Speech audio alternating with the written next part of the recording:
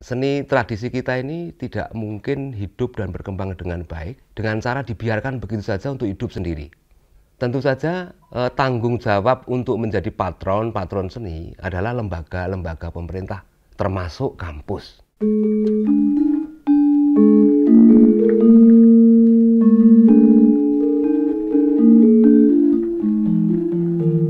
Saya mengenal gamelan Jawa sekitar kelas 2 SD.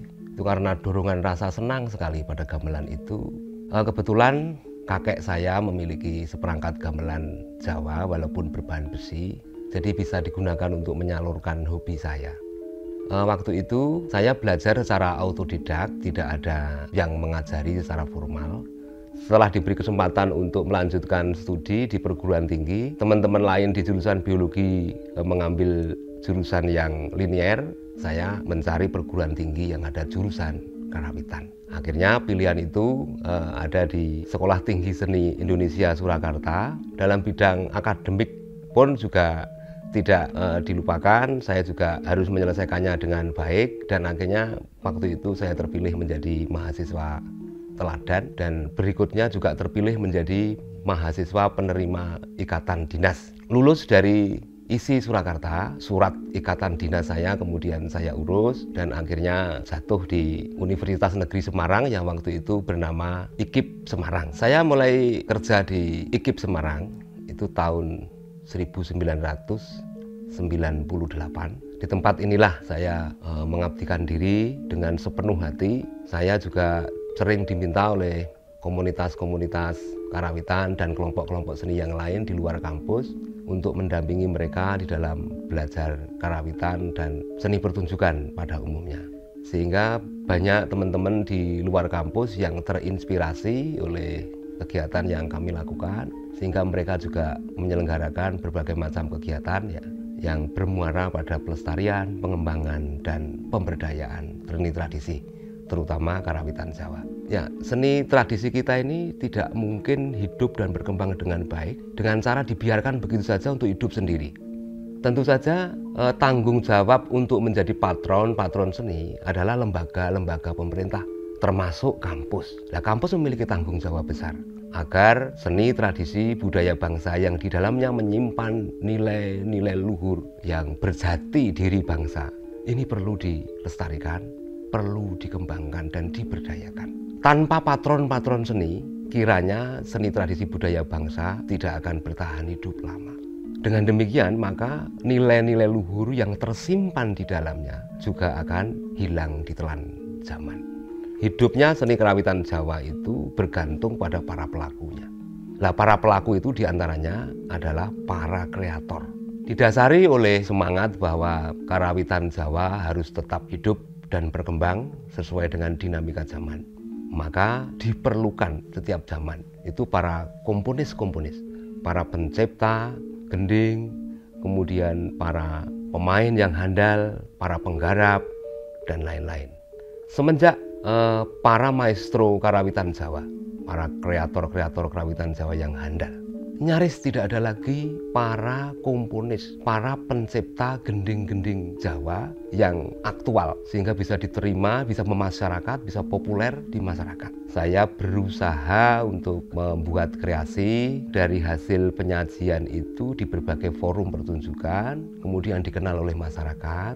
Setelah itu kemudian saya diminta oleh berbagai pihak untuk membuat kreasi gending-gending Jawa untuk berbagai keperluan. Pengalaman saya di luar negeri itu sekitar tahun 94. Waktu itu saya diajak oleh para dosen-dosen saya di ISI Surakarta menggelar gamelan Jawa di Hong Kong. Setelah saya di Universitas Negeri Semarang pada tahun 2012 mendapatkan tugas untuk menemani kawan-kawan pentas di Prancis tahun 2019 kemarin. Pada pertengahan bulan September hingga pertengahan bulan Desember, saya ditugasi oleh Kemendikbud Dikti memenuhi permintaan University of Michigan, Amerika Serikat untuk menjadi dosen tamu mengajar gamelan di sana. Saya bertemu dengan tokoh-tokoh karawitan Jawa di Amerika dan tokoh-tokoh budaya Jawa, antara lain Bu Nancy Florida, kemudian Profesor Susan Pratt Walton, kemudian Ibu Profesor Judith Becker.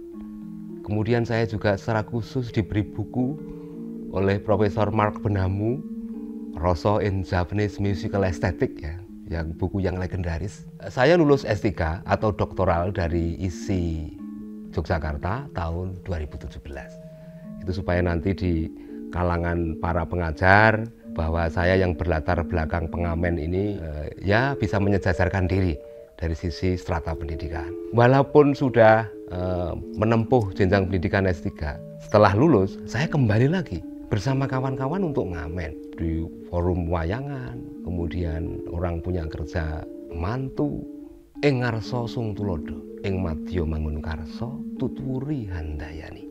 Mengapa negara kita saat ini mengkhawatirkan dari sisi persatuan, ya? Itu karena krisis keteladanan. Tidak ing ngarsa sung tulodo. Ing ngarsa sung tulodo itu artinya yang berada di depan itu memberi contoh. Jadi tidak hanya main tunjuk, tetapi harus mampu memberi contoh. Kalau memang dunia gamelan Jawa, yang berada di depan juga terampil memainkan gamelan Jawa dan segala aspek yang berhubungan dengan gamelan Jawa. Makanya di tengah-tengah kondisi yang krisis keteladanan seperti ini, kita harus memulai dari diri kita sendiri. Walaupun tidak banyak, walaupun sedikit, harus memberi contoh. Hanglim putih mring sagunging kang dumati,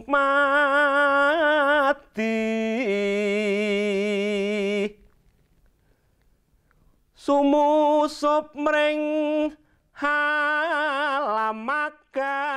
sonya ru